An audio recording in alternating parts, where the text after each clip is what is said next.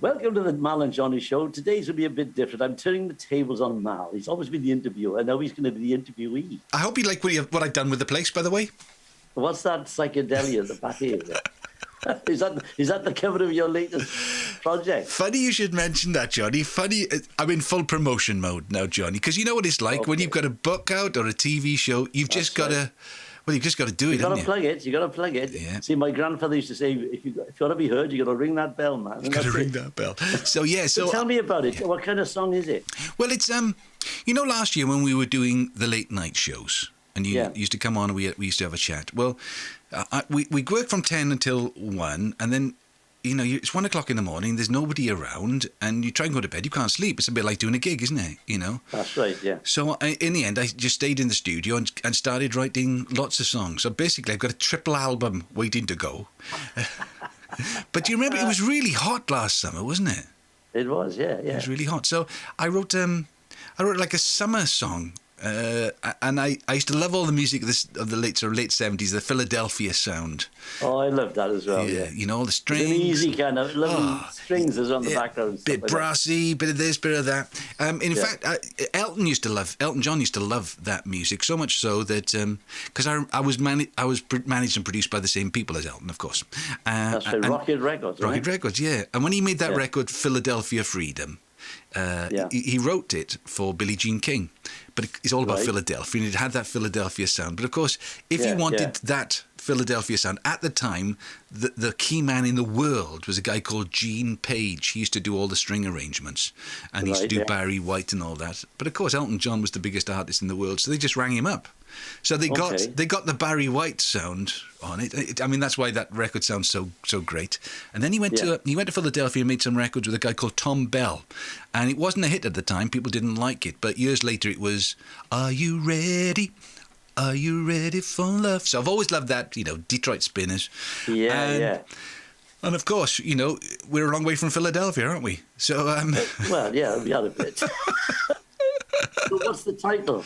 It's called "I Still Think About You." I still think about you. Think about you. So it's about a broken relationship, Johnny. You might not. Are you on the beach at the time talking about it? On the beach, you can hear the waves. Somebody said it's like Club Tropicana meets Daft Punk. So it's got the waves at the beginning, and it's about a relationship that's gone wrong, Johnny. You won't understand this, but it's about a relationship that's gone wrong, and he's looking back on it years later and thinking, I wonder if she's moved on. And he's saying, I think about you a little bit. Well, actually, think about you every single day, Johnny. Yeah, I know that. I've had that feeling before. But the thing is, when you write something, I mean, like when I've written books, I've written from my own experiences, obviously. Yeah. And is that the same with you, or is it just something you've made up? Or? Well, the odd thing is, writing the tune is one thing. Sometimes, sometimes the words come first. Sometimes, if you've got to write for a specific, like doing the musicals, that the song's got to do this, it's got to be that tempo, it's got to say this sort of thing. But when you're just writing for the sake and for the love of writing, you don't know what's going to come out. But what I've tried to do lately is just once I've written the tune, is just sing. So you do the tune before you do the words? Yes, that's normally I'd be the other way around, so you'd have to write the words. Because I heard Elton talking once, and he said he always gets the words from Bernie Taupin, and then he puts the music to it. Yeah, that's right. He works the other way about. Yeah. Well, I've done that, but it's funny, I suppose, because I'm, think about it now. Think it's a hot summer's night. I'm in the shed. It's 1:30 in the morning, Well, I'm just fiddling there, and then so I wrote the tune, and then I put the microphone up and I just start singing any old nonsense. Now, Paul McCartney said that when he wrote the song Yesterday, for the first couple of weeks, it was called Scrambled Eggs. Scrambled eggs, do-do-do-do-do, scrambled eggs. So you just sing any old nonsense. But actually with this one, the old nonsense basically came out. It rhymed and it sort of told a story. So I think the vocal on the actual record is probably the one that I recorded on the first day that I wrote the song. So it's just the words seem to all sort of make sense. Yeah, good. See, because I mean, we've been speaking together now for what, nearly a year? Yeah. I know you're like my best friend, but I don't know your background, your writing background. Yes. I know you've had musicals out and so on and so forth. So you started writing when you were very young, though, didn't you? Yeah, I started writing when I was 9 years old. Nice. My brother had a guitar, brought it back from Spain. I pinched it, and he never saw it again. Then I started listening to all his records, Simon and Garfunkel, Cat Stevens and all that. And when I got to 9 years old, I started writing songs. And fair play, he encouraged me, and a couple of other sort of his mates encouraged me. And so when I got to the age of 12, I had about a dozen, 15, 20 songs, something like that. And a guy called Mike Nicholson, who's sadly no longer with us, he said to me, "You ought to record these and send these to John Peel on Radio 1. Now, this is God's honest truth. I didn't know who he was because his program started at 10 o'clock. He was past my bedtime. I'd never heard it. So I sent it sort of blind. And then a couple of weeks went past, and Saturday morning I had a letter, from the BBC in the corner. I remember my mum bringing it up to my bedroom, said, don't get excited now. It might be just, And it's rejection. And we've all had plenty of those. And he said, can you get your mum and dad to give us a call, and we'd love you to come and do a session for us on Radio 1. And that's changed my life, really. So fantastic. 6 weeks later, Elton John had signed me to his record label, and then I started working with these amazing people. And I think it's funny because you if you get a chance to sit at the feet of masters of their craft, it's a you've seen fantastic performers, and you learn, don't you? You hopefully learn from every. Yeah, you do. Yeah. But see, like you said earlier, like the recording business has totally changed. I mean, when I was recording at the beginning, back in the 70s, you went into the music publishers, they arranged it all for you. You went in the big studio, the big orchestra, and then when it was done, the music pluggers would take it around all the disc jockeys and all that. It's totally different now, isn't it? Yeah. So when you say you've got a plugger, what does the plugger do for you? So the plugger, it basically is the middleman. He's the person who works with the artist, and then he knows all of the people in the music industry, from the promotional, from like a radio, TV, that sort of point of view. Because it's really hard. There's so much music out there at the moment. How do you get your music played on the radio? And so he's been in the business 20 or 30 years. He's got a good relationship. And what I like about those older pluggers, they don't just take your money. They say, I can try and do this, I can try and do that. There's no guarantee with plugging, because you don't know if people are going to like the record. But they have to like it themselves first of all, I think, these days. So, talking about taking your money, I remember I had one record out. There was a girl called Jenny Howells, and she worked for Casner Music. Right. And she went solo to be a plugger. Right. So I bunged her whatever it was in those days, 100 quid a week or something. And she came with all these things. I got you the Jimmy Young show and so on. So I got Top of the Line, and all these things she got me. And then it hit the payola scandal, and she was involved in it, and everything was cancelled. Isn't it always the way, Johnny? So close, you know what I mean? Yeah, so close. So when somebody wants this record, they just go on to your website. Is that what they do? Well, it's linked on there, but it's on all the streaming sites now. So it's funny because none of these streaming sites make the artist and very much money, but it's the way of getting the music. In the old days, you used to tour to sell records. Now you sell, you give away your records to tour. Obviously we can't at the moment, but in a way, you need that promotion for people to like you as an artist, and then to go and buy tickets to go and see you. So the world keeps on reinventing itself, doesn't it? And I think there's no point in complaining about it. So it's on Spotify and Apple and all these Amazon Musics, and every time it gets played, I think I get paid a percentage of a percentage of a percentage of a penny. You get tuppence. Yeah, if you're lucky. It's like when I get any TV shows I've done, a show on Dave, I get like 4 pence. But every little helps. So tell me, how did you get it writing into musicals? I mean, how did that come about?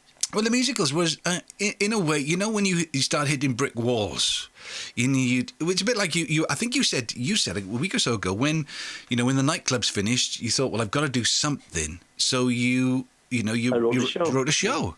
And in the same way, it was the same for me. It was one of those periods where every door had slammed, not just, and slammed shut, bolted, locked, with a chain on. I think, well, what am I going to do now? And, when you go to see, I can't remember which show I'd been to see now. Maybe it was, maybe I'd seen Evita on the TV or something, and it's magical when they're able to do that and put it on a stage. And I just thought, right, I'm going to write a musical. And the big mistake was I told somebody, I said, I'm going to write a musical. And once you've said it out loud, you can't take it back. Got to do it. You've got to do it. That's right. And it was interesting because I hadn't been to college to learn how to write a musical, and I learned an awful lot of lessons. I was working with a guy called Michael Bogdanov, who Olivia Award winner, a great director, who ever so respectful of the work, but not respectful enough to tell you, no, that doesn't work. Write that again. Change that, and because I trusted him, I did it and learned a lot of lessons. And it's interesting because it's a whole package. I mean, it's funny making this record. I've got lots of different people involved, and maybe we'll talk about that before the end. But when you go into a theatre, when you've got a director and lighting and sound and 12, 20 actors or whatever it is, you were out of control. It's out of control. It's out of control. Yeah, I found it's good. Glad you brought that up because I wrote a play once. Well, I wrote a musical as well. I'll tell you about that. But I wrote a play about Dorothy Squires. I think I told you about it. Mike Povey and I. And it was the same thing. We worked for 2 years on this. And then we gave it to the director. And then we were we're not in control anymore. She's doing this, she's doing that. And she was a good director, thank God. Yeah. But we couldn't do anything about it. And it's like you're giving your baby to somebody else to bring up. Yeah. Do you know what I mean? And that's really hard, isn't it, as the writer? It's hard to sit back and listen to it. Yeah. But, I did this big musical once. It was called Man of Fire in English, but it was called A Llosgwr in Welsh. Well, do you know David Howell, the actor? Yes, DH. DH. Well, he came to me one day. He said, I want a musical, John. I said, what? When for? He said, well, I booked the theatres. I said, what? He said, what on? He said, anything Welsh. So I thought of William Price, the one that burnt his son on the mountain. Yes. And we wrote this musical about William Price. But it was and then getting them all on the stage, like you say, it's your baby, you know what I mean? Yeah. But I also directed it, so I had a bit of power. Done. Yeah. You know what I mean? Yeah. But so yours first was what? Was the Cappuccino Girl? No, the first one was the Amazing Grace about the Welsh revival, which was we did that twice. We sold out the Wales Millennium Centre, with that, and there was 20 people on stage, 8 people in the band, articulated truck. Yeah. But and the thing is, the first time I did it. And, as you say, it's like 2 or 3 years in the making. You've got this massive build-up, all the rehearsals. You go on stage, you're on different touring. Then it finishes, and then the next day, nothing. It's heartbreaking. It's an anti-climax, isn't it? Yeah, everybody moves on. The circus moves on. Everybody goes to different gigs. So when it came back, I had it in my mind that I was never going to let that happen again. So I was writing the next one while preparing for the second outing of Amazing Grace. That was about Tommy Farr the boxer.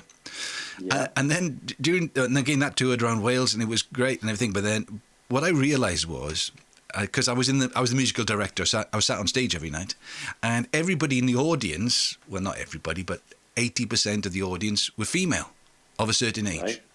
Yeah. And I thought to myself, why am I trying to put my head against a brick wall to say, this isn't about religion, it's about a man and his battle with, is he insane? Or that's Amazing Grace, and did he really meet God? Then there's Tommy Farr. It's not about boxing, it's a love story. I thought, why didn't I just write a show for these people? The people who come to theatre. And I'd just written a song called Cappuccino Girls about 3 girls who meet in a coffee shop, and I thought, I'll do that. And I also, do you know the economics of theatre is very interesting as well, isn't it? When you've got 20 people on stage, 8 people in the band, articulated truck, and all that. It's expensive. It's very expensive. So it was funny because I got a call from a guy in America, in Minneapolis, a guy called Dennis Babcock, and he had a show called Triple Espresso about 3 boys in a coffee shop. But he was interested in the Welsh revival musical. So I said, well, yeah, it's all there to go. It's been successful, blah, blah, blah, blah. I said, oh, by the way, I've seen your website, and I've got a show about 3 girls in a coffee shop. Well, actually, I had a song and a page which I'd sort of done some scribbles on. And within 4 days, I was in Minneapolis. He flew me out there. Because his show had been on for about 12 years and was coming to the end of its life. And so it seemed so opportune. He ran it in the same theatre for 12 years.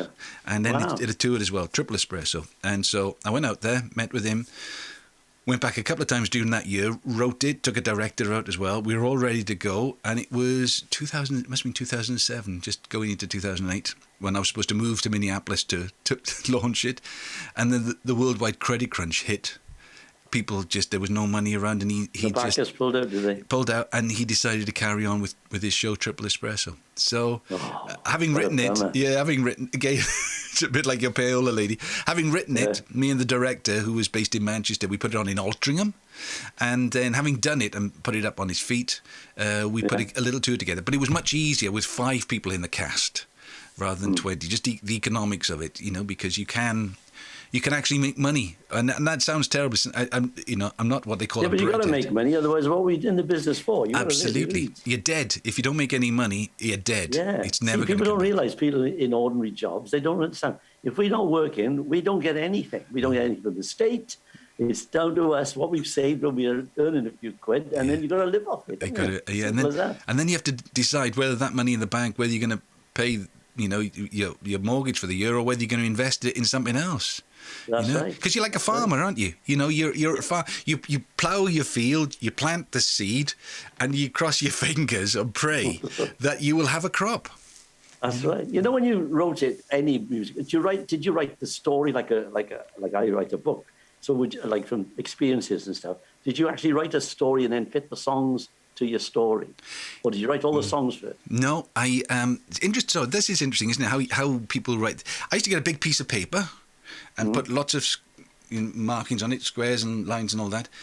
Start, end, and how we're going to get to the, like a cliffhanger at the end of the first act. And then, how do you resolve it? And with Cappuccino Girls, the story changed because I had to write it in a couple of weeks to go out to Minneapolis for the second trip. I found out things about the characters. I know that people say that's strange, but I had an idea of their storyline, but I suddenly realised that one of them had this happen to them, one of them had that happen to them, and it suddenly, and it was. Were they based on real people, or were they just yes, three girls? Three type of characters. They were so that when women came to see the show in particular, they'd go, that's. We 3 girls meet for coffee, and she's that one, and I'm that one. One was a little mousy, one was quite brazen, one was a mum, and all of that. And so they all had their characters, and so they gave them all a backstory first. Yes, try to work out how these three strange people had come together in this one moment. So then it gave you the possibility, because they didn't know. If you tell me your name is Johnny Tudor, now I've always known you as Johnny Tudor. I don't know, if you're actually Joe Bloggs, but you believe people from the moment you meet them onwards. That's right. And we have started to unpick our backstories here, there, everywhere. But you just accept people on face value at the beginning. So the 3 girls have accepted themselves. They've become friends. They know a little bit about them. They got a feeling, but they don't know how they became the women they've become. And so the unraveling of that. But it was a big culture, wasn't it, up the valleys of coffee shops. I remember when I was a kid, and they used to have a thing called the Monkey Run, which I didn't know what the heck it was. And it was like on a Sunday night, they'd be in their Sunday best, and I'd be walking around the streets. It was like flirting with the girls in the streets, really. Yes. And they'd all go in the coffee shop and have the cappuccino and the brachis, as they used to call it, the Italian brachis. Yeah. And I've still got great memories of that, of the thing they used to pour the sugar out of. They would do like had a funnel on it. And it would like get you 1 teaspoon of sugar. Yeah. And it'd be thick foam on the top, and it would sink slowly through it. A wishy coffee. Yeah. That's right. So going back to your record. Yes. So you released it last week, and people can get it online, or they can go to one of these stream sites and so on. Yes, yeah, and it's on YouTube. And the story is about unrequited love, or somebody who's been dumped. Who's done the dumping, and how were they? Have they all moved? Have they moved on or not, Johnny? That's the thing. Have they moved on, or are they still? Yeah. Because if you think if they've moved on, Johnny, that's even worse, isn't it? You want them to be suffering. You want them to be in tears every night. I know. It's heartbreaking. People don't realize when you're young and somebody dumps you. I mean, I've had crushes on girls. They didn't give me a time of day. Yeah. And I see them now, the boys, Johnny Tudor. I think, where were you when I knew you?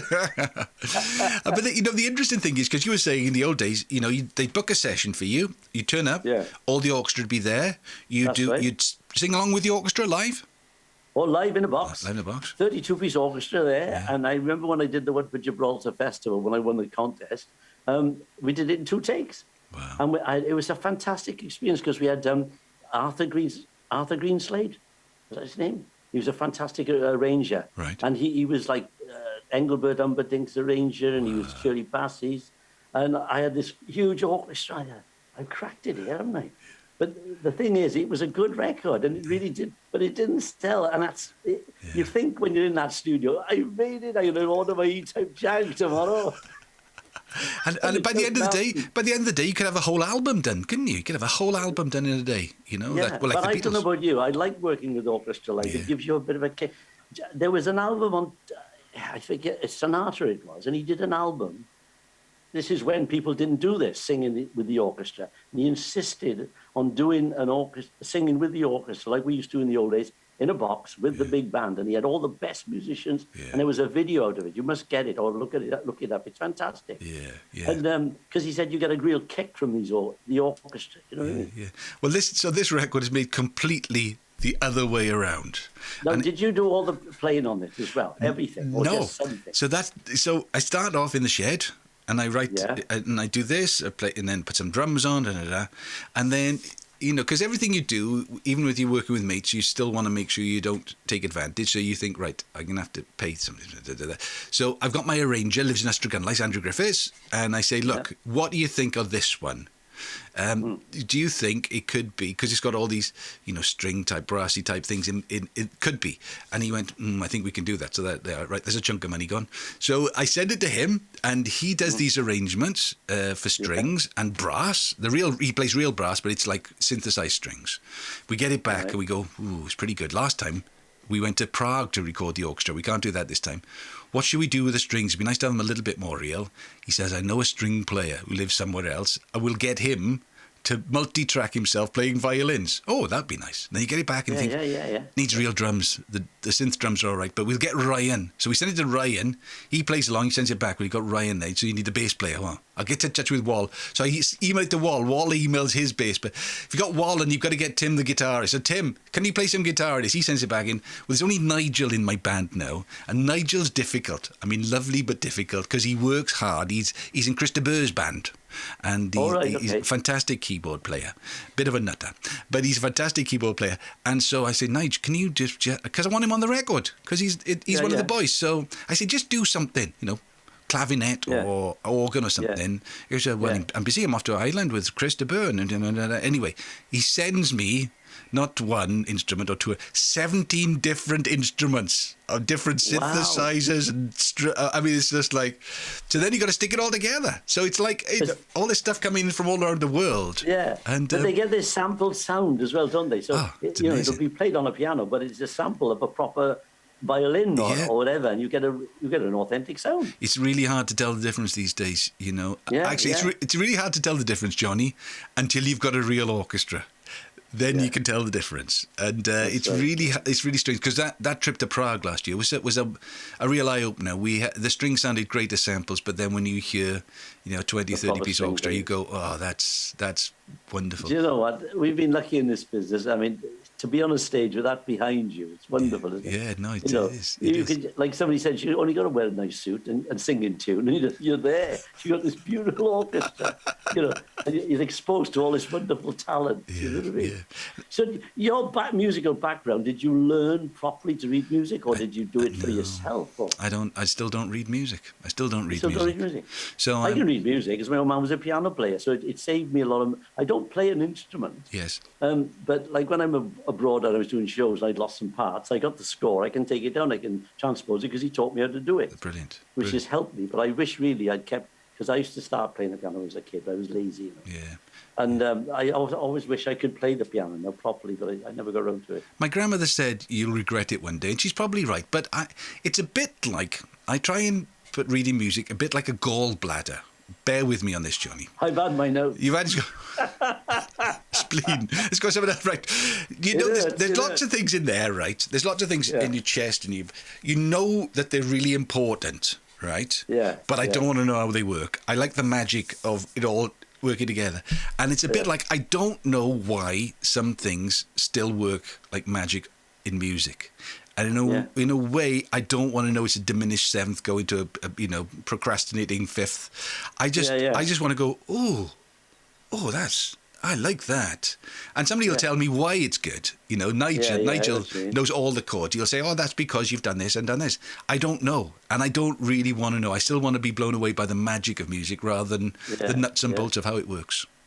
Also, I think if you're very academic or you're a good musician, sometimes you're not a good composer because you're doing it by the book. Yeah. I remember they saying about Nigel Kennedy, because when he was a kid, he was played by ear, and he was phenomenal. Yeah. And then Yehudi Menuhin took him on. I think it was Yehudi Menuhin. And he said, I don't want to spoil this kid's feel. He's got such a great feel. If I teach him how I play, it'll be different. Yeah. Yes. And he had to make the right balance. And I know what he means there. Because I remember seeing Yehudi Menuhin playing with Stefan Grappelli. Stefan Grappelli, yeah. Yeah, no, Stefan Grappelli had the jazz feel. And the other bloke did well, but he couldn't play it like Stefan Grappelli. You know what I mean? No. It's horses for courses, isn't it? It is, yeah. And then, so the reason I've got this backdrop now, because I'm doing quite, there's, as well as the main radio stations, Radio Wales, Radio 2, all that, there are a lot of radio stations all around the world now, and some of them are, like us, they do podcasts of the interviews they do. So I'm just thinking about what I wanted people to think about when they see these interviews. What does a record sound like? Because there's so much competition now. You need any little advantage to get people to play the record or to listen to it at least. And you gotta have a hook, man. You gotta. So the record itself sounds a little bit, late 70s disco. Daft Punk meets, Club Tropicana is what we've been saying. So it needed a sort of like and like not psychedelic exactly. Anyway, I was looking at some images, and there's a lady called Carolyn Little who is a painter based in Swansea. I think she's in her mid-70s, something like that, and she creates these wonderful collages of colour and shape and everything. So I saw the one behind me, and I emailed her and I said, look, I'm making a record. I'd love to use it as part of the artwork. And she was delighted, and she's been terrific and really excited about it. So my son, and he was made redundant during the pandemic, so he had plenty of time on his hands, Johnny. So I thought, well, he used to be an art director on TV. Could you maybe knock together a cover for me? So sent him some photographs, sent him this image, and he put the cover together. And to be honest, people like the cover more than the record. Story of my life, Johnny. Story of my life. It's good to have sons that can do things. Exactly. My son's like a physio. He's got a astrophysics degree, and he's brilliant at computers. So he does all sorts of stuff for me, like websites and da. And I had an album out years ago, and he said, I'll do the cover for you, and he mocked one up, Fantastic. Yeah. Yes, great. But that looks really, really good, that. I mean, it's colours. And I'm colourblind. Okay? Are you? Yeah, only in certain colours. The browns and greens and reds, they tend to be... I see they're different, but I don't know which one's which. Wow. And I didn't know this for years, and I was on a ship once, and I had to have a medical for the cruise and that. And they said, any problems? They said, well, I don't know. I said, well, I can't see any colours. And you got these little charts out that you used to have in school when you were kids, and you can see numbers in amongst all these different colours. He said, you're colourblind. Wow. And the family have a great time, saying, what the hell is that, Dad? What colour is that? But I can see these because they're very vibrant. You've got a vibrant red and blue and some yellows and greens and that. It looks really good. Yeah. The guy used to do Elton John's artwork, called Mike Ross. Fantastic artist as well as photographer and art director. Yeah. And he was colourblind, and it came out very, spectacularly when he had to do a cartoon of Elton and gave him green hair. He thought he was blonde, but actually he was just ahead of his time because Elton probably had green hair afterwards, So it's a funny I think thing. Van Gogh must have been colourblind. Blue trees. I'll have a pint of whatever he's drinking. That's like that. Yeah. No, it's great. Yeah, so it's out now. Out now. Yeah. And have you had any reaction yet, or is it too early to tell? No, great. We're getting, it's getting played all over the place. The interviews are coming in thick and fast. Radio Scotland next week, Radio Wales this week with Benaz. It's getting played. And they like one of the stations played it on the weekend was what's it called now? The Face radio station in Brooklyn. The guy broadcast out of France through Brooklyn. So it went out sort of like lunchtime, Brooklyn time, and I was, it's a bizarre small world. An interest from Kenya yesterday, from a guy who runs a radio station in Kenya. He wants to play it. So, who knows? I worked there once. Was it good? I worked in Kenya once. Can I drop your name? Will you open some doors? Will you open any doors or shut them? No, I did a week in a month with it in the Intercontinental Hotel in Nairobi. Wow. So they flew me out to this gig. And I get there, the band's German, I can't read the music. I had a 5-hour band. Oh. I said, where's the pianist? He said, we haven't got a pianist. I said, who plays the piano then? He said, the drummer. He said, well, who plays the drums? He said, the bass player. I don't believe this is like a sketch. No, but Nairobi, it was a lovely place, actually. I was on the Uhuru Highway. Oh, my word. Uhuru Highway. So they're playing it in Kenya. Yeah, well, hopefully, I don't want to jump to too many conclusions, but we're going global anyway, Johnny. That's what it is. We're going global. Well, everything's global now, isn't it? I mean, that's the thing. Everybody's out online. I mean, go connect. I'm still trying to plug my book. I tell you what, then next week, can I interview you about your book? You can if you like. Thanks, boys. Let's do that then. I got a big Zoom call now Thursday with the publicity person. Right. It's to do with it's to do with the publishers. Right. They're doing a big thing. They wrote to me, the publisher, said, look, we're meeting with these PR people, and we're very interested how you've written your book, because it's a semi-autobiographical book, but it's a novel, and you've used your own story, and we'd like to know and encourage other people to do this. Because if they write about themselves and they're Joe Blow, nobody's going to buy it. If it's Tom Jones, they'll go and buy his book because it's Tom Jones. So they should be encouraged then to write their stories, but as novels. Yes. So they put me as their poster boy. Fantastic. And they said, can you send us 5 copies of the book? Because I had a bit of a stock here as well. And they're going to send them to different newspaper people and so on. So fingers crossed on that one. So I'm speaking to that. So you've got to do these Zooms. You've got to do all the plugs you can do and get them in. All right. Well, look, tell them you've got a big podcast booked for next week. And all about the book and all about publicity. I'll tweet it. Yeah, fantastic. I'm a tweeter. You said about Elton John. Yeah. But a girl I know, she's a dancer. She came to Monte Carlo with me. She was in that video he did of I'm Still Standing. Really? And Bruno Tonielli was one of the other dancers. Wow. You know when they go, I'm still standing, they're doing the spinning like that. Yes. Sandy, she had this wonderful hair. It's like, pick. She's half Spanish. Wow. And when she used to dance with me, and she'd swing like that, she hit me with her head and she knocked me over. But yeah, so we've got a connection with Elton John. We have got a connection. All right, well look, thanks. So what do we do now at the end? We're going to say it's good. But before we go, What's the name of the song again? Oh, it's called I Still Think About You on MPH Records. You can find it on any of the downloading sites right now. Okay, you heard it over here, folks. Right on there, folks. Says Huey Green. You got all the plugs in? Did I get all the plugs in? I got all the plugs in. I got all the plugs in, John. So it's all right. Goodbye from me. See you next week. And goodbye from... It's goodbye from me. Bye. Yeah. Oi, ta-da.